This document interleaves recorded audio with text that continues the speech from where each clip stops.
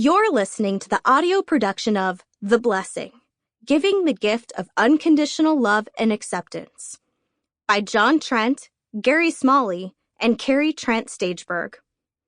Published by Thomas Nelson and read by the authors. Please note that you may download an accompanying PDF that provides enhanced materials for this audiobook. To download the PDF, please visit thomasnelson.com/p/theblessingaudio. Hi, I'm John Trent. I'm thrilled you're joining us on this audio version of The Blessing. We've added another name to the project, which means you'll be hearing two voices in this fully revised and expanded edition.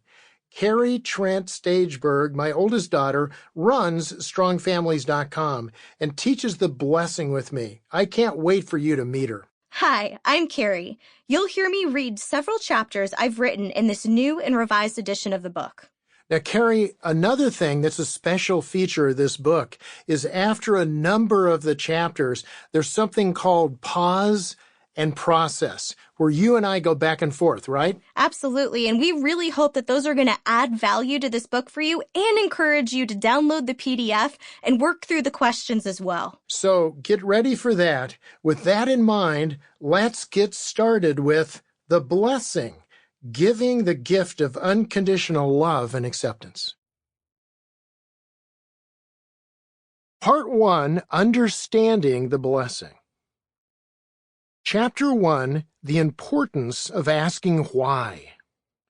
Why does that deep ache of loneliness keep showing up in my life, even after my happiest moments or at the end of my biggest accomplishments?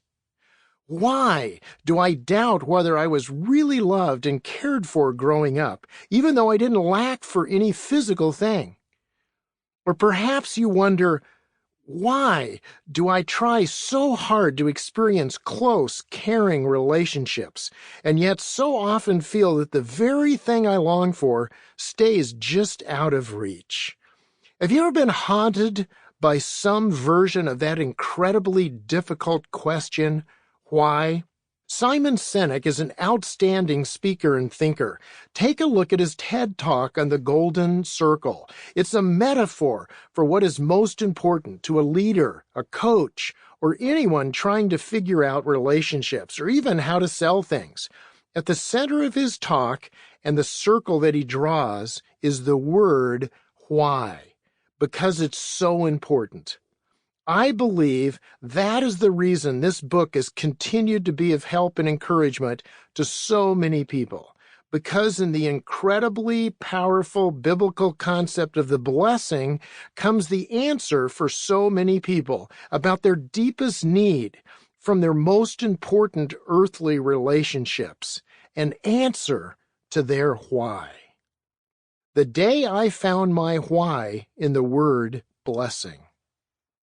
It was several years ago that I experienced what was to me a God-inspired profound discovery in regard to my own why question.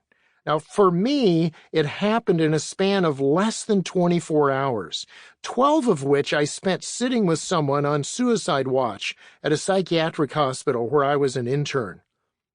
My shift had ended. I remember walking out of the hospital that evening, wishing I could have been more help to that very troubled young man and his why. I'd given him all the help and encouragement I could, but I didn't have a clear picture to show him, his why, that had pushed him to the very brink of a life and death choice. Little did I know that when I got home that night and opened my Bible to Genesis 27, I'd run right into the story of another young man, like the one I'd been sitting beside all day.